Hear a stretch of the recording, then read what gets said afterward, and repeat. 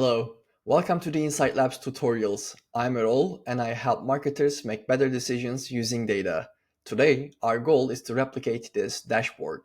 First, we can start with the header section. We will add a logo, we will add this title, and we will use a date selector and source selector. Let's dive in. First, we can start adding this shape. You can click on it and select a rectangle. And then we can draw a rectangle shape here. We can put it in the corner and expand it to all the way to the end, adjust the height as we wish, and then change the background color as you like, depending on your brand colors. Then we can add a text. Let's call it GA4 dashboard. By selecting it, we can make it bold and make it, a little bit bigger. Let's put it in the center. And then let's draw it to the top by making the color white, otherwise it will get hidden. Using these red lines, you can put it in the center. Great. Now we can add controls. First, we want to add this date range, dashboard reflects any date that we want to analyze. You can make it short, make it long. You can auto select dates. I do select last 30 days in many cases. And you can go to the style section and adjust the settings here.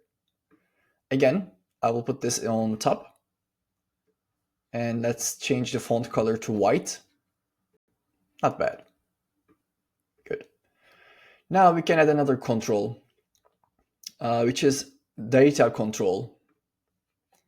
By using it, let's change it to GA4 because Universal Analytics is already gone. You can access to all GA4 sources that you have. Let's say that you are running an agency or helping brands so that you have multiple accounts that you can reach out to.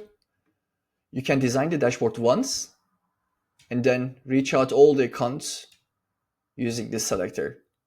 Okay. Of course, let's change its text color as well. Good. The last thing that we can add is our logo. To do that, we can add an image and upload from your computer. You can select your logo and add it to the dashboard. Then you can adjust the height and put it into place. Okay. With that, we have added all 4 components to the header section of our dashboard. In the next video, we can talk about the metrics, KPIs, the spark lines, comparisons, all these things. See you in the next one.